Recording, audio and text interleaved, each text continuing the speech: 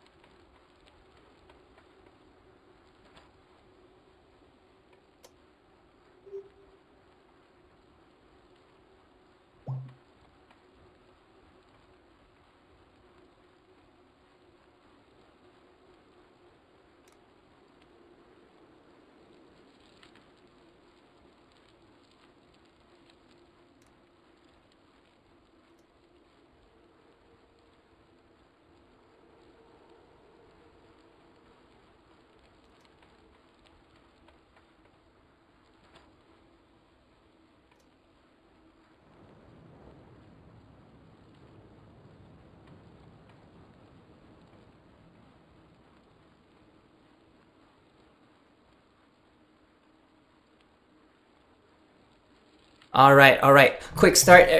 Audio didn't seem like it went through there. I will jump back through just to the beginning. Quickly. Welcome to everybody in the feed zone. This is typically on at 5:45 Pacific, 8:45 Eastern, and 13:45 GMT. But welcome to the feed zone. My name is Jason Flores again. I go by JFlow here on Zwift. So if you find me on course, give me a thumbs up. I'll give you a thumbs up back. And welcome to the feed zone. Quick medical disclaimer that the only purpose of this live stream is to educate and to inform, and is not a substitute for professional care by a doctor or any other qualified medical professional, and is provided on the understanding that it does not constitute medical or professional advice or services. Real quickly, the goal of this live stream in particular is just to present articles in the media covering food, hydration, and how it relates to endurance sports, and to open a dialogue for viewers to ask questions and to get advice about their own experiences. So let's get started. So today we're going to be talking about coffee and how it makes you faster on the bike. We've done this talk before, but I wanted to revisit it because there's 2 specific things that had just come out in the last 2 or 3 months. As far as new research on the topic. So I'm going to go ahead and review the things that we've had in the past, and then go ahead and then revisit that and bring that together with the new things that we have found or that we have brought forward.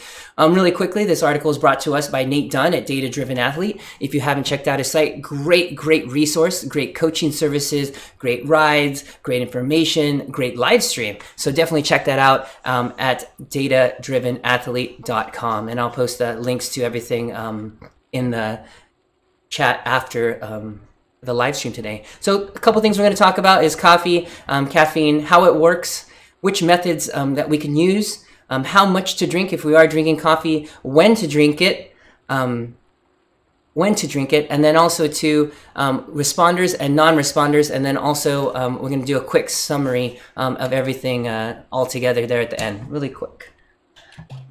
Good. So just a quick reminder for those on the live stream, if you want to hear this on Discord, you could actually go to discord.tmodz.com, and that's actually the server where this is going to be at. Looks like I've lost a little bit of the group. We'll see if I can jump back on with them here in just a moment. I'll bump up.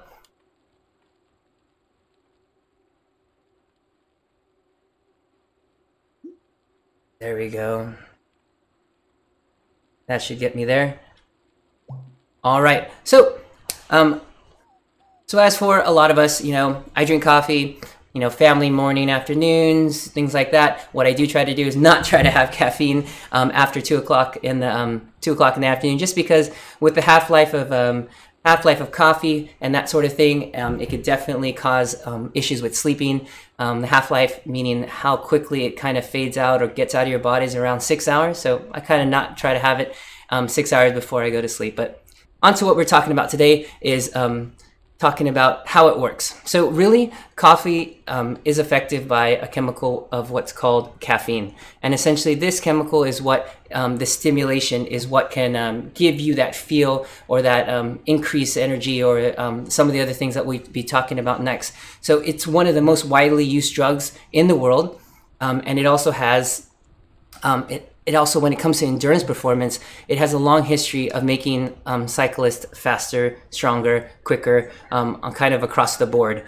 So definitely something that we want to take a quick look into.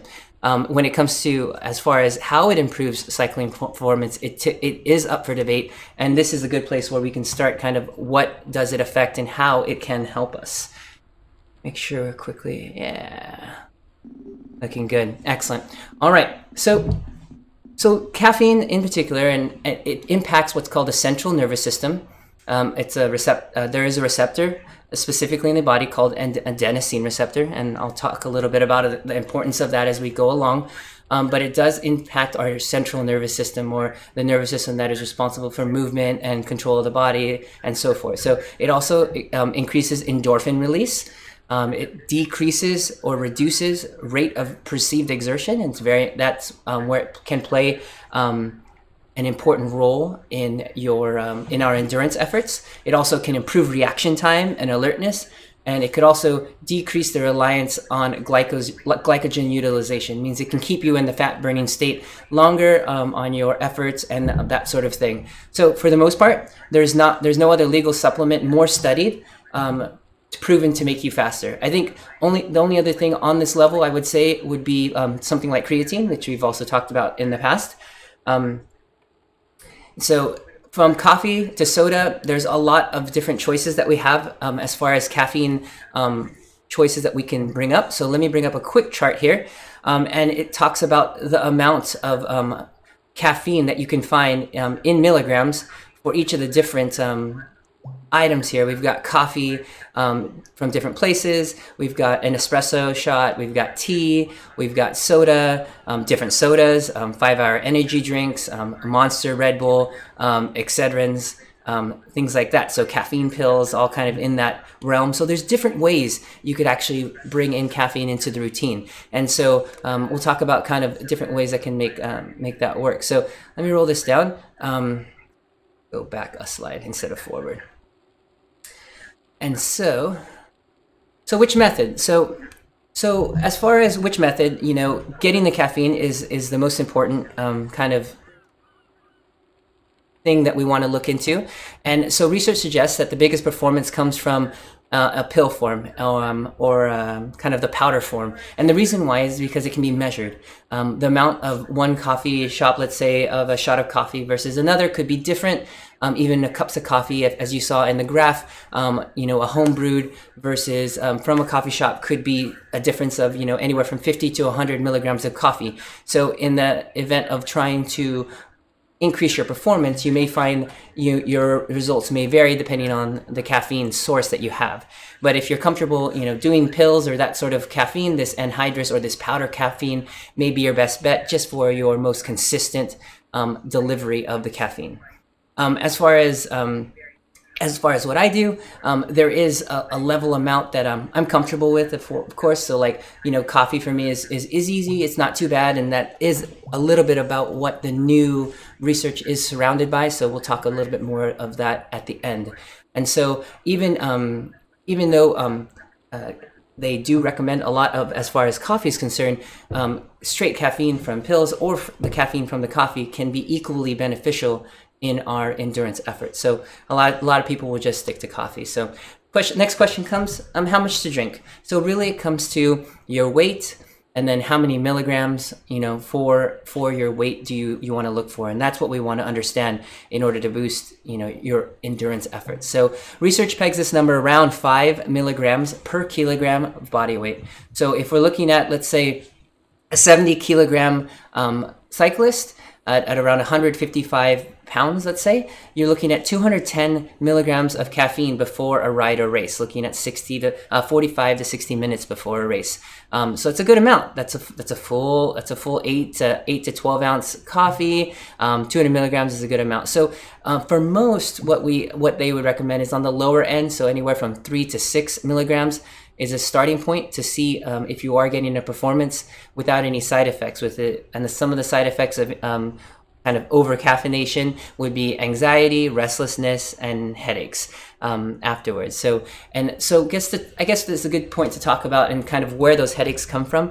Earlier, I mentioned about the central nervous system and that special receptor that caffeine actually binds to kind of make you kind of like on or kind of fired up, and that adenosine receptor actually gets replaced by caffeine so that it doesn't get bound and you essentially stay energized.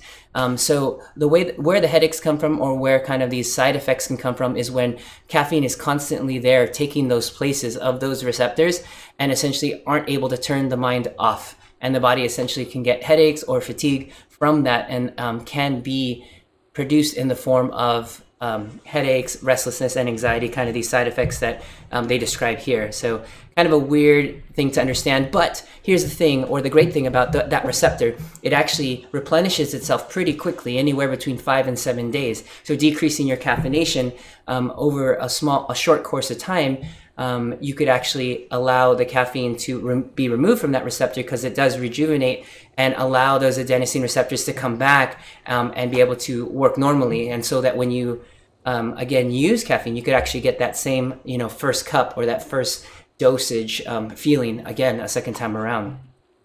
So I guess, let's see. So as a chart, so we're looking at 3 to 5 milligrams. You're looking at 1 or 2 cups, 12 ounces of pretty strongly brewed coffee. As far as how much, or you're looking at, like, if you're looking at caffeine, you're looking around 200 milligrams, anywhere from 200 to 250 milligrams for 150 to 165 pound cyclists here. So when to drink it, or when to have it, is the next question. And so traditional caffeine research suggests that the more frequently you drink coffee, you can become desensitized. But the newest research is where we can bring it in, is that if your habitual amount, meaning your everyday amount, doesn't affect your kind of boosted amount that you have before a race or a performance, performance event, or when you're looking to get that bump. So you could easily you kind of lower your amount daily, or lower even just a day or even 2 before, and then you could easily bump that up and get that performance boost on the day of the race or the ride that you're looking to kind of perform at. And so if you struggle with that, so the research definitely shows, hey, it can still be beneficial. The new research is telling us that you can continue with your kind of habitual cup or 2 a day, but on the day of, bumping it up to that 210, 250 milligrams won't kind of be less beneficial as if you didn't take it for, let's say, a week or longer. So does it make practical sense that you need to back off, and what does it mean, and kind of how? So I think 24 hours usually is good for most riders. There's not too much effect, even with the new research. So a day off before the day you go on the ride you're looking to excel in could be useful on race day.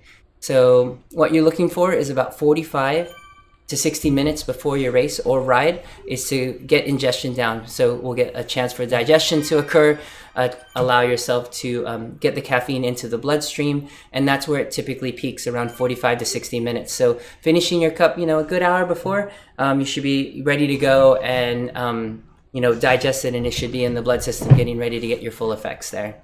So the one thing to think about is not everybody is a responder to caffeine. And so although it seems to be effective for most cyclists, not everybody gets a performance boost out of it all. So in short, there's a gene specifically that influences how quickly you metabolize caffeine. So essentially, you're one of 2 things. You're a fast metabolizer, which typically these riders or these people show a greater effect by caffeine on a normal basis, as well as their ability to show greater performance gain from caffeine. And slow metabolizers might actually get kind of a less effect and not as much. But so overall, it can make you faster, but it's not going to hurt your performance, and it could definitely decrease those things that we talked about at the beginning, which we'll kind of sum up. And a lot of them are decreased, reduced perceived exertion, as well as your glucose utilization, being able to kind of use those fat metabolism kind of earlier on. It can definitely help. So utilizing this within your training, trying it beforehand, see how you react to it and how you respond to it could be very useful. So I guess we can kind of quickly go in a summary of it all here. If you're looking for a safe and a legal supplement to get you faster on the bike, caffeine can be your surest bet, whether it be the powder form or in a coffee or a tea. It can definitely be as good as each other for boosting cycling performance. So just the amount is the important part. So using that calculation of 3 to 6 milligrams per kilogram could be useful. So starting at that lower end, lower doses don't typically have very much side effects, but definitely can be used. So you're looking at anywhere from 1 to 2 cups of a pretty strongly brewed coffee as a reference point, and then kind of going from there. So abstaining from a day or so before an event, when previous research was showing 4 or more days, could be important to get that boost that you're looking for. And remembering to consume these things about 60 minutes before your race, anywhere from 45 to 60 minutes, will make sure that it is in the bloodstream, kind of churning and ready to go. And don't forget that there is a chance that caffeine, you could be a non-responder, and you could be, but that's something that you want to try to test. See how it does in your workouts. Take the same workout, whether it be like a high intensity workout, interval workout, and see how you feel with caffeine and any of these things that we talk about. So, you know, we want to start a conversation essentially here, and that's where you want to try to test, retest, try, and get out there so that you're not, you know, doing something for the first time out on a big fondo ride, on a big group ride, and you're just kind of just out there, you know, on your own. So test it out on your regular race routine, on your races, and learn how it can work for you. So on to the information that I wanted to talk about, which was kind of some of the newer researches in the last 6 months here. And so there was two specific research papers that had come out that had talked about, one about I mentioned a little bit earlier about the habitual caffeine consumption influences on performance response to acute caffeine supplementation. So a lot of times the science titles are super kind of dense. So essentially breaking this down is that for a long time, there has been a thought that your everyday or your habitual caffeine intake, the coffee or the caffeine that you have in any source per day, influences the effect that caffeine has on the day of the race or performance. So divided whether it be low, moderate, or high caffeine consumers, they were looking at following this acute supplementation on the day of the race, up to that high amount of 6 milligrams per kilogram of coffee, they were still able to get performance effects, and it was not influenced by whether they were low, medium, or even high habitual caffeine intake, because not a lot of people are putting in 200, 250 milligrams at one shot at a time. It's usually kind of a slow trickle throughout the day. All right, so that's definitely new. That was from July of 2017. And then the second was our current guidelines on caffeine use in sport optimal for everyone, and then a variation in caffeine ergogenicity towards personalized sports nutrition. And this is essentially from the last couple months, and this is just speaking to the amount that we're talking about, this 3 to 6 milligrams per kilogram. Is it optimal for everyone? And this just speaks to everyone needs to try it. Start at the 3, and you really just want to get the minimal effective dose, we call the least amount that's going to get you the the delivery of what your goals are. And if it's 3 milligrams per kilogram and you're getting and you're not getting side effects, you go to 6 and you feel like, whoa, that's like, I am like on all day, like, you know, hours and hours after my ride, then you may want to try to back off. So this is where, you know, a lot of times Zwift can be a great place to try. You know, you've got races, you've got rides, you've got long rides.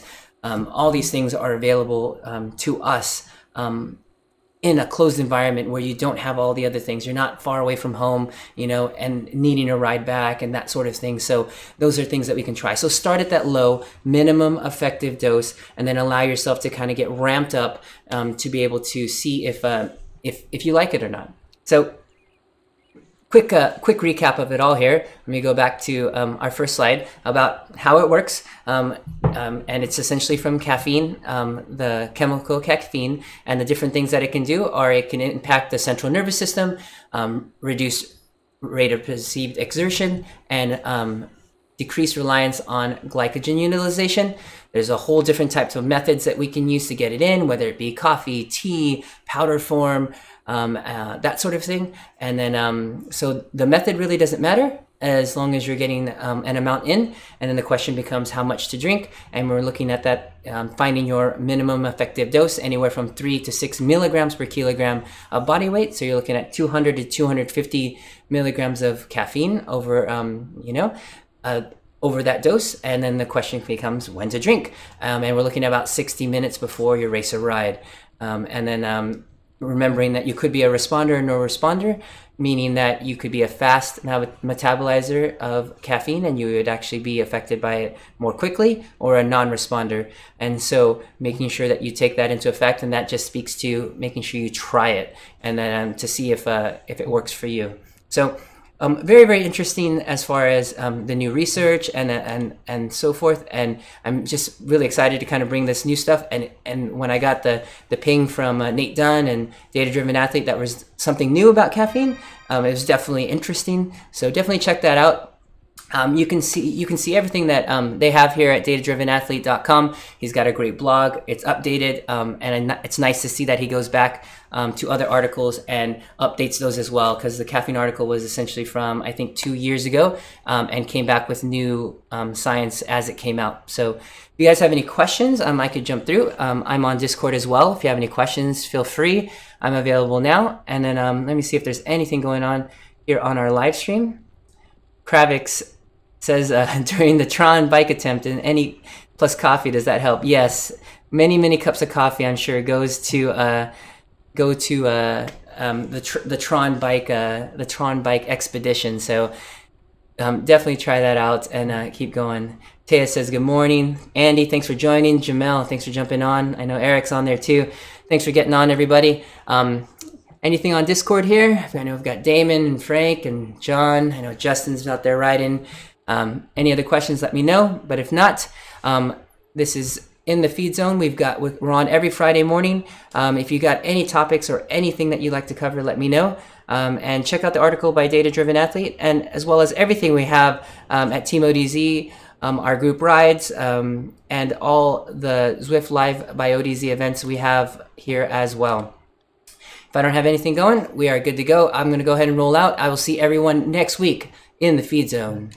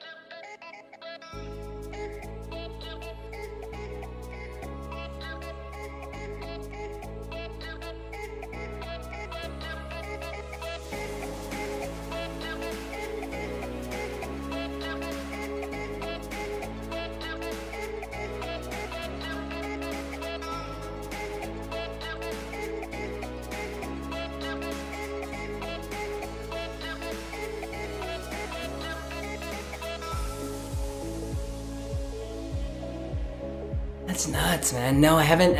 Oh,